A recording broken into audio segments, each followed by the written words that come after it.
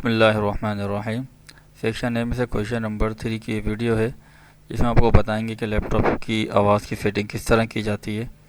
तो सबसे पहले हम स्टार्ट बार पे जाएंगे।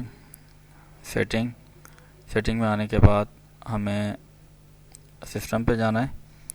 सिस्टम पे आने के बाद साउंड, देन यहाँ पे साउंड कंट्रोल पैनल। यहाँ देखें, आपके पास, मेरे पास फ़िलहाल एक डिवाइस है। अगर आपके पास 2 डिवाइसेस लगी हुई हैं, जैसे हेडफोन और स्पीकर है, तो उसको हम इस्तेमाल करना है उसको हम डिसेबल कर देंगे, जो रखना है उसको हम डिसेबल नहीं करेंगे। इसी तरह से रिकॉर्डिंग की अगर हम बात करें तो माइक के देखें, अब बहुत सारे माइक शो हो रहे हैं जो कि हमने डिसेबल किए हुए हैं। एक ही अनेबल है जिसकी हमें ज़रूरत है, बाकी को हम डिसेबल कर देते हैं। इसी तरह इसकी प्रॉपर्टी में जाके इसकी वॉइस को चेक कर लेना, इसको थोड़ा सा ऊंच नीच कर लेना, चेक कर लेना क्या है कि आवाज़ बिल्कुल सही आ रही है, और इसको एहतियातन टेस्ट भी कर लेना। ये आवाज़ की इस तरह सेटिंग होती है। जज़ाकल्लाहु खैर।